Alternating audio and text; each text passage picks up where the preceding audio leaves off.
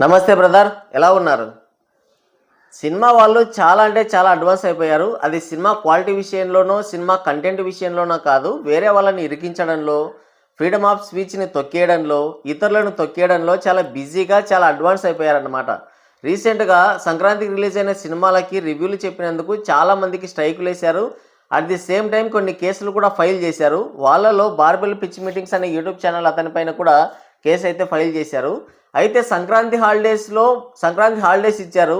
అప్పుడు కేసు ఎలా మూవ్ అయిందని అందరికీ డౌట్ రావచ్చు. కానీ వాళ్ళు ప్రీ ప్లాన్డ్గా, అంటే అతను రివ్యూ చెప్పకముందే ఇలా డీఫేమ్ చేస్తున్నారని చెప్పేసి కొన్ని వాళ్ళు ట్రైలర్ రిలీజ్ చేసినప్పుడు కింద కొన్ని కామెంట్స్ ఉంటాయి కదా, కామెంట్స్ని బేస్ చేసుకొని, అంటే ఇలా మమ్మల్ని హెరాస్ చేస్తున్నారు, ఈ విధంగా మమ్మల్ని డీఫేమ్ చేస్తున్నారని చెప్పేసి ఆ కేసును ఫైల్ చేశారు. అంటే ప్రీ ప్లాన్డ్గా ముందుగానే కేసును మూవ్ చేశారన్నమాట. అది ఎక్కడ, హైదరాబాద్లోనో లేదంటే మన ఆంధ్రాలోనో కాదు, డైరెక్ట్గా వెళ్ళి కర్ణాటక అంటే బెంగళూరులో ఈ కేసును అయితే మూవ్ చేశారు.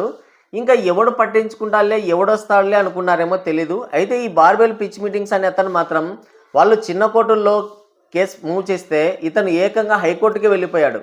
పైగా దానిపైన రిట్ పిటిషన్ కూడా వేసి స్టే తెచ్చుకున్నాడు. అంటే అతని వీడియోలను కానీ అతని ఫ్రీడమ్ ఆఫ్ స్పీచ్ను కానీ ఎవరికి ఆపే హక్కు లేదని చెప్పేసి ఒక స్టే అయితే వచ్చింది. అంటే తాత్కాలికమే. కేసు ఫైనల్ జడ్జిమెంట్ వచ్చే వరకు కూడా అతను యథావిధిగా వీడియోలు చేసుకోవచ్చు, యథావిధిగా తన పనులు తాను చేసుకోవచ్చు. అయితే ఈ సినిమా వాళ్ళు ఒక మంచి సినిమా తీయడం చేత కాదు, కానీ కేసులు మాత్రం ఫైల్ చేస్తారు. ఫర్ ఎగ్జాంపుల్, సినిమా వాళ్ళ ఆడియన్స్ యొక్క వీక్నెస్ని అడ్డు పెట్టుకొని ప్రతి పనికి మాలిన సినిమాకి కూడా 500, 1000 రూపాయల టికెట్ పెట్టి ఆడియన్స్ని దోచుకుంటారు. కానీ వాడికి సినిమా నచ్చలేదని చెప్తే మాత్రం కేసు ఫైల్ చేస్తారంట. ఈ కాన్సన్ట్రేషన్ ఏదో మంచి సినిమా పైన పెట్టొచ్చు కదా. ఓకే, డీఫేమ్ చేయడం, బూతులు తిట్టడం ఇలాంటివన్నీ తప్పు. ఖచ్చితంగా అలాంటివి చేసే వాళ్ళపైన కన్ఫర్మ్గా కేసు అయితే ఫైల్ చేయొచ్చు, లేదంటే స్ట్రైకులు వేయచ్చు. మీరు ఏదైనా వాళ్ళపైన చర్యలు తీసుకోవాలంటే తీసుకోవచ్చు చట్టబద్ధంగా. కానీ ఏది లేకుండా జస్ట్ సినిమాని సినిమాలాగా చూసి ఈ సినిమా బాగోలేదు, ఈ సినిమాలో ఇది మంచిగా ఉంది, ఇది మంచిగా లేదు అని చెప్తే కేసు వేయడం ఏంటి? ఇప్పుడు బార్బెల్ పిచ్ మీటింగ్స్ అనే అతను ఎక్కడా కూడా అసభ్య పదజాలం కానీ, ఎక్కడా కూడా తిట్టడం కానీ, డీఫేమ్ చేయడం కానీ, ఏ విధమైనటువంటి అంటే అసత్య ఆరోపణలు ఏవి చేయలేదు. అయినప్పటికీ కూడా అతనిపైన కేసు ఫైల్ చేయడం ఏంటి? ఇప్పుడు ఎటకారంగా మాట్లాడుతున్నారంటే ఒక్కొక్కరికి ఒక యాస ఉంటుంది. రాయలసీమ ఒక డిఫరెంట్ యాస, గోదావరి జిల్లాలకు వెళ్తే మరీ ఎటకారం ఎక్కువ. ఇటు తెలంగాణలో చూసుకుంటే బరాబరు బూతులే వాళ్ళకి నార్మల్గా మాట్లాడినట్టు ఉంటుంది. ఒక్కొక్కరికి ఒక డిఫరెంట్ స్టైల్ అనేది ఉంటుంది. ఒకటి సినిమా చూస్తాడు, అబ్బా హెడ్ఏక్ రా బాబు సినిమా చూసినంతసేపు అంటాడు. ఇంకొకడేమంటాడు, బాబరే లక్ష్మీపురం అంటాడు. ఇంకొకడేమంటాడు, ఈ సినిమాని ఎవ్వరూ ఆపాల్సిన పనే లేదు, ఎందుకంటే దాని అంతటా అదే ఆగిపోతుంది అంటాడు. సో ఒక్కొక్కరికి ఒక్కో డిఫరెంట్ స్టైల్ అనేది ఉంటుంది. సో దాన్ని కూడా మీరు డీఫేమ్ చేసినట్టు, ఎటకారం చేసినట్టు అని అనుకుంటే ఎలా? ఇప్పుడు ఒక సినిమా చూసిన తర్వాత ఎవడి అభిప్రాయం వాడికి ఉంటుంది. మీరు ఆల్రెడీ సినిమాని పబ్లిక్ ప్లాట్ఫామ్లోకి తీసుకొచ్చారు. కొన్ని వేల మంది, వందల మంది సినిమాని చూస్తారు, లక్షల మంది కూడా సినిమాని చూస్తారు. సో ఎవడి ఒపీనియన్ వాడికి ఉంటుంది. నీకు నచ్చింది నాకు నచ్చదు, నాకు నచ్చింది ఇంకొకటికి నచ్చదు. మొన్న సంక్రాంతికి రిలీజ్ అయిన అన్ని సినిమాల్లో కూడా రాజాసాబ్ సినిమా తప్ప అన్ని సినిమాలు బాగా ఆడాయి, అన్ని సినిమాలకి మంచిగా కలెక్షన్స్ వచ్చాయి. సో రాజాసాబ్ సినిమాలోనే ఈ 4 సినిమాల కంటే కూడా ఎక్కువ కంటెంట్ ఉంటుంది, కానీ ఈ 4 సినిమాలే ఆడాయి, ఆ సినిమాకి తక్కువ కలెక్షన్స్ వచ్చాయి. సో ఎవడి ఒపీనియన్ వాడిది, ఎవడి ఇష్టం వాడిది. ఒకడికి అదే నచ్చుతుంది, ఒకడికి రొటీనే నచ్చుతుంది, ఇంకొకటి డిఫరెంట్ కాన్సెప్ట్ కావాలనుకుంటాడు, ఇంకొకని జానర్ వేరే ఉండొచ్చు. సో ఎవడి ఒపీనియన్ వాడిది. మీరు వచ్చిందే పబ్లిక్ ప్లాట్ఫామ్లోకి. అసలు యూట్యూబ్ అనేది కేవలం పబ్లిక్ కోసం అనేది ఉంచారా, ఆ ప్లాట్ఫామ్ అనేది ఉంది. సో ఈ సినిమా వాళ్ళు మధ్యలో జొరబడ్డారు. వాళ్ళ టీజర్స్, ట్రైలర్స్, తర్వాత ఏమంటారు పోస్టర్స్, ఇవన్నీ రిలీజ్ చేసుకుంటూ చిన్నగా యూట్యూబ్ మొత్తాన్ని కూడా వాళ్ళే ఆక్రమించేశారు. సో ఇక్కడ మెజారిటీ యూట్యూబ్లో ఏముంది, ఇప్పుడు సినిమాకు సంబంధించిన విశేషాలు, సినిమాలు అన్నీ అవే ఉన్నాయి. సో మీరు ఆల్రెడీ పబ్లిక్ ఎక్కడ ఉంటారో కనిపెట్టి పబ్లిక్ ప్లాట్ఫామ్లోకే వచ్చారు. ఇక పబ్లిక్ ప్లాట్ఫామ్లోకి వచ్చిన తర్వాత ఒక్కొక్కడు ఒక విధంగా స్పందిస్తాడు. మీరు రిలీజ్ చేసిన తర్వాత నేను చెప్తాను సినిమా చాలా బాగుంది, నాకు బాగా నచ్చింది, కడుపుబ్బ నవ్వుకున్నాను అంటాడు. ఇంకొకడేమంటాడు, రొటీన్ రా బాబు తలనొప్పి వచ్చింది, అసలు కొత్త కాన్సెప్టే లేదంటాడు. సో ఎవడి ఒపీనియన్ వానికి ఉన్నప్పుడు ఈ సినిమాల రివ్యూలు చెప్పే వాళ్ళపైన కేసులు వేయడం, స్ట్రైకులు వేయడం ఏంటి? దానికంటే ముందు అంటే వీళ్ళపైన పెట్టిన కాన్సన్ట్రేషన్లో సగం మంచి సినిమా పైన పెట్టడంలో మంచి మంచి కంటెంట్ ఇవ్వడంలో పెట్టొచ్చు కదా. అంటే ఆడియన్స్ నుంచి ఎంత ఈజీగా డబ్బులు దొబ్బేయాలని ఆలోచించడంలో పెట్టిన కాన్సన్ట్రేషన్లో సగం మంచి సినిమా తీయడంలో పెట్టొచ్చు కదా. ప్రతి ఒక రొటీన్ సినిమాకి అసలు ఆ సినిమాకి బడ్జెట్ చీప్ కాస్ట్లో తీసుంటారు ఆ సినిమాని. ఆ సినిమాకి కూడా 500-1000 రూపాయలు టికెట్ రేట్ పెడతారు. ఒక్కొక్క సినిమాని హరిహర వీరమల సినిమాని తీసుకుంటే జస్ట్ ఒక సింపుల్గా తీసుకున్నా కూడా 80-100 కోట్ల లోపలనే ఆ సినిమా అయిపోతుంది. అంత బడ్జెట్ కూడా కాదు ఆ సినిమాకి. కానీ ఆ సినిమాని 5 సంవత్సరాల పాటు సాగదీసి ఆ సినిమాకి బడ్జెట్ పెరిగిపోయింది. దాంట్లో సినిమా బడ్జెట్ కంటే పవన్ కళ్యాణ్ గారి రెమ్యునరేషనే ఎక్కువ. అంటే బడ్జెట్ ఎక్కడ ఉంది, రెమ్యునరేషన్ ఎక్కడ ఉంది? ఆ సినిమాకి 1000-1200 పెట్టారు టికెట్ రేటు. ఇక రాజాసాబ్ సినిమానే తీసుకుంటే ఆ సెటప్ అంతా బాగానే ఉంది, కానీ ఆ సినిమాకి 400 కోట్ల బడ్జెట్ అంటే అసలు ఎవరు నమ్మలేకపోతున్నారు. మనశంకర వరప్రసాద్ సినిమాకి 150-180 కోట్ల బడ్జెట్ అని పెట్టారు మొత్తం ఓవరాల్గా. మీరు నిజంగా మీ గుండెలపైన చేసుకొని చెప్పండి, ఆ సినిమాకి అంత బడ్జెట్ అయి ఉంటుందా? ఎవరికి తెలియదు. మిగతా మొత్తం అంతా కూడా రెమ్యునరేషన్ రూపంలో వెళ్ళిపోతుంది.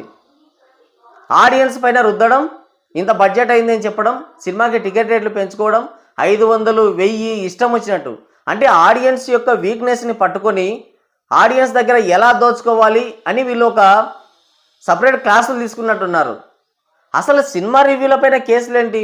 ఇలా మన తెలుగు రాష్ట్రాల్లోనే ఇలాంటి దరిద్రాలన్నీ దాపురిస్తాయి. ఒక సినిమా రివ్యూలు ఇచ్చే వాళ్ళపైనే ఈ విధంగా కక్ష కట్టి తొక్కేయాలని చూస్తున్నారే. ఇక సినిమా ఇండస్ట్రీలో ఎటువంటి బ్యాక్గ్రౌండ్ లేకుండా పైకి ఎదగాలనుకునే వాళ్ళని ఎంతలా హరాజ్ చేసి ఉంటారు, వాళ్ళని ఎంతలా తొక్కేసి ఉంటారు, ఎన్ని బాధలు పెట్టి ఉంటారు. సో ఈ సినిమా ఇండస్ట్రీలో మన చిరంజీవి గారు చెప్పారు, అసలు క్యాస్టింగ్ కౌచ్ అనేదే లేదు, అందరూ శుద్ధపూసలు, అందరూ పతివ్రతలే, సంబాలెత్తిన వాళ్ళే అని చెప్పాడు. క్యాస్టింగ్ కౌచ్ అనేది ఉందా లేదా? సో ఇవంతా కూడా పైకి చెప్పడానికి బాగుంటాయి. సో ఇక్కడ సినిమా రివ్యూలు ఇచ్చిన వాళ్ళపైన కేసులు పెట్టడం ఏంటి? పెట్టొచ్చు.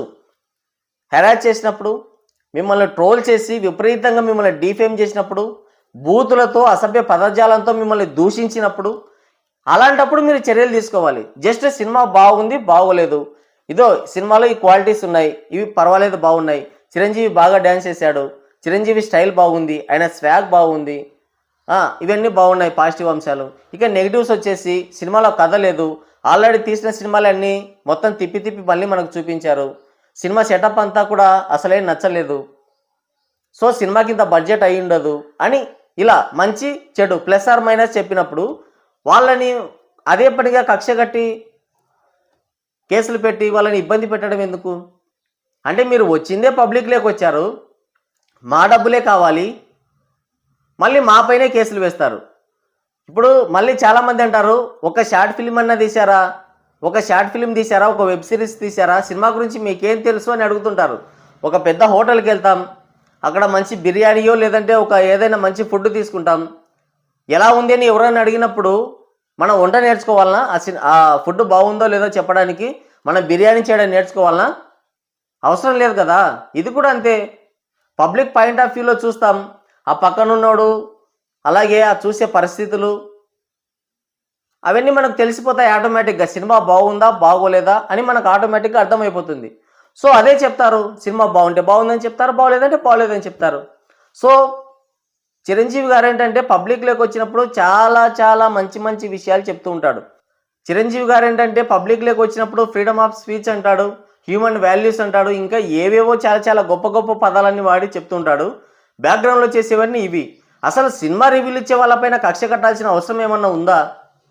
మీరు నార్మల్ టికెట్ ప్రైజెస్కి సినిమాలు తీయండి, అందులో కంటెంట్ బిలో యావరేజ్ కంటెంట్ ఉన్నా, యావరేజ్ కంటెంట్ ఉన్నా, అసలు కంటెంటే లేకపోయినా కూడా సో నార్మల్ టికెటే కదా, వెళ్ళి చూడొచ్చు. మెగాస్టార్ చిరంజీవి గారు లాంటి ఒక యాక్టర్ ఉన్నారు, అందులో నయనతార నటించాడు, వెంకటేష్ ఉన్నాడు, ఇంతకంటే మనకేం కావాలి? 2 గంటలు హ్యాపీగా ఎంజాయ్ చేసి రావచ్చు అని రివ్యూలు చెప్తారు ఎవరైనా. సినిమా టికెట్ ఒక్కొక్కటి 500, 600, 1000, 1200 టికెట్ రేట్ పెట్టి జనాలని దోచుకుంటుంటే సినిమా చూసిన ఆడియన్స్ ఏ విధంగా రియాక్ట్ అవుతారు? ఇలానే రియాక్ట్ అవుతారు. కానీ మీరు తీసిందే రొట్టె సినిమా. ఎప్పటి కాలం నుంచో, అంటే స్వాతంత్రం వచ్చినప్పటి నుంచి అవే సినిమాలు తీస్తున్నారు, అదే సినిమాలని మళ్ళీ తిప్పి మళ్ళీ అదే సినిమాని తీశారు. ఆ సినిమా బాగోలేదంటే కేసులు వేయడం, వాళ్ళని ఇబ్బంది పెట్టడం, ఇది వీళ్ళు చేసే పనులన్నీ. అసలు సమాజాన్ని సగానికి పైగా భ్రష్టు పట్టించే ఫస్ట్ ర్యాంక్ ఎవరికంటే సినిమా వాళ్ళకే. సారీ, ఫస్ట్ ర్యాంకే కాదు, first, second, third, fourth, fifth అన్ని ర్యాంకులు సినిమా వాళ్ళకే. మళ్ళీ వాళ్ళే మనకు నీతులు చెప్తారు. ప్రతి ఒక్కరు రావడం మనకి ఏదో మనం ఏదో ఎదవలమైనట్టు, ప్రపంచం అంతా మొత్తం ఎదవలే ఉన్నట్టు, సినిమా ఇండస్ట్రీ వాళ్ళు మాత్రమే శుద్ధపూసలైనట్టు, వాళ్ళు మాత్రమే మంచిని చెప్తున్నట్టు తెగ కలరింగ్ ఇస్తుంటారు, తెగ బిల్డప్ ఇస్తుంటారు. ఒకరు బట్టలు వేసుకోమంటే ఫైట్ చేస్తారు, ఒకరు బట్టలు వేసుకోకూడదని నీతులు చెప్తారు, ఒకరు కుక్కల కోసం నీతులు చెప్తారు, ఒకడేమో సినిమా రివ్యూలు ఇలా ఇచ్చారా అలా ఇచ్చారని చెప్పేసి మళ్ళీ కేసులు ఫైల్ చేయడం ఇలా. సో ఎక్కడ లేని దరిద్రం అంతా మన తెలుగు సినిమా ఇండస్ట్రీలోనే ఉంది. ప్రపంచంలో ఎక్కడ కూడా ఈ సినిమాలకి రివ్యూలు చెప్పే వాళ్ళపైన ఈ విధంగా కక్ష కట్టి, ఈ విధంగా కేసులు ఫైల్ చేసి, ఈ విధంగా ప్రీ ప్లాన్డ్గా వాళ్ళని ఇబ్బంది పెట్టే ప్రయత్నం ఏ ఇండస్ట్రీలో కూడా లేదు. కేవలం ఇక్కడ మాత్రమే ఉంది. ఇక్కడ హీరోలు ఏంటంటే ఒక కొత్త కాన్సెప్ట్ ఎంచుకుందామన్న ఆలోచన ఉండదు, ఒక కొత్త కంటెంట్తో ఆడియన్స్ని అరిద్దామని ఉండదు. ఎంతసేపు కూడా అవే డ్యాన్సులు ఉండాలి, అవే పాత స్టెప్పులు ఉండాలి, ఎప్పుడు మనం చూసినవే చూస్తూ ఉండాలి, 4 పాటలు ఉండాలి, హీరోయిన్తో మంచి రొమాన్స్ ఉండాలి, ముద్దుల సీన్లు ఉండాలి, 4 ఫైట్లు ఉండాలి. అదే సినిమా.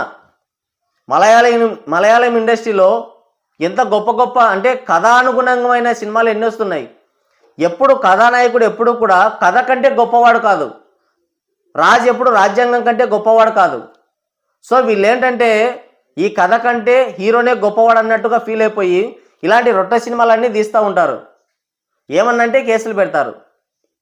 సో మన తెలుగు సినిమా ఇండస్ట్రీలోని ఇలా రివ్యూయర్ల పైన కేసులు పెట్టడం అనేది ఏదైతే ఉందో అది ఎందుకంటే ఒక మంచి సినిమాని, ఒక మంచి డిఫరెంట్ కాన్సెప్ట్ సినిమాని చేయగల సత్తా ఎవరికి లేదు.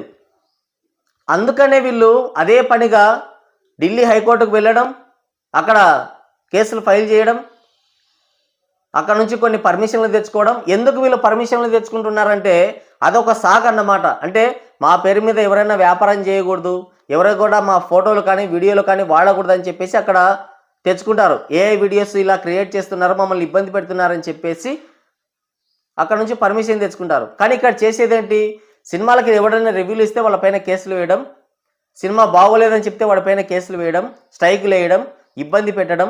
ఫ్రీడమ్ ఆఫ్ స్పీచ్ అనేది ఒకటి ఉంటుంది అనేది కూడా మర్చిపోయారనమాట. ఇంతకుముందు అయితే స్ట్రైకులు వేసేవాళ్ళు. ఆ స్ట్రైకులు యూట్యూబ్ వాడు సరైన గైడెన్స్ ఉంటే కనుక మళ్ళీ దాన్ని ఆటోమేటిక్గా వెనక్కి ఇచ్చేస్తున్నాడు ఆ వీడియోని, ఇబ్బంది లేకుండా. సో అది కనిపెట్టారనమాట. కనిపెట్టేసి ఇప్పుడు డైరెక్ట్గా ఈ స్ట్రైకుల్ని పక్కన పెట్టేసి డైరెక్ట్గా కోర్టుకు వెళ్ళిపోతున్నారు. సో ఒక మంచి సినిమా తీయండి, సినిమా రివ్యూలు ఇచ్చే వాళ్ళపైన కేసులు పెట్టి ఇబ్బంది పెడితే రాబోయే కాలంలో మొత్తం సినిమా ఇండస్ట్రీని, సినిమాలనే బ్యాన్ చేసే పరిస్థితి కూడా రావచ్చు. ఇప్పుడు బుక్ మై షోలో రేటింగ్స్ ఇవ్వకుండా చేసుకున్నారు, ఇక్కడ రివ్యూలు ఇచ్చే వాళ్ళపైన స్ట్రైకులు వేసి కేసులు పెట్టే ప్రయత్నం చేస్తున్నారు.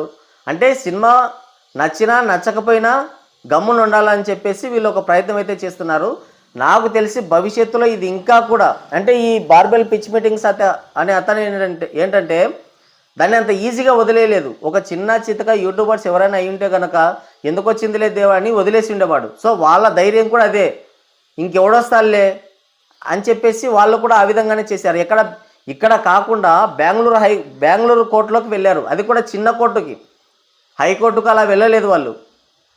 సో ఇంకెవడొస్తాలే, ఎవడు తిరుగుతాలే అనుకున్నారు. కానీ అతనేంటంటే అతనికి మంచి వ్యూస్ వస్తున్నాయి, మంచి డబ్బులు వస్తున్నాయి, సో ఇబ్బంది లేదు, వీళ్ళ కథ ఏంటో చూద్దాంలే అని చెప్పేసి అతను కూడా అక్కడికి వెళ్ళాడు, ఆ వాయిదాకి హాజరయ్యాడు. అవ్వడమే కాకుండా రిట్ పిటిషన్ వేశాడు, దానిపైన స్టే తీసుకొచ్చాడు.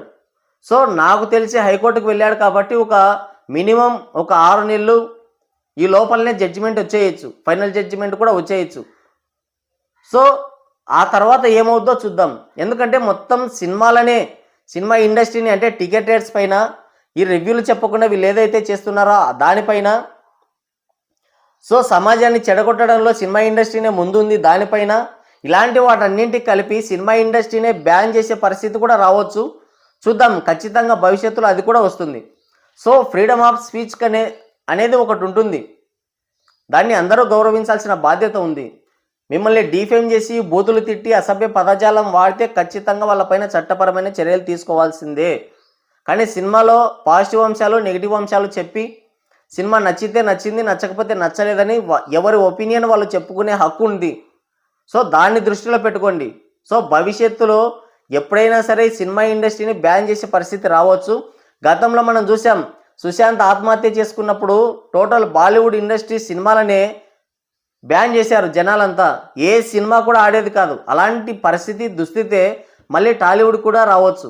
చూద్దాం ఏమవుతుందో. మరి మీ ఒపీనియన్ ఏంటి? కింద కామెంట్ చేయండి.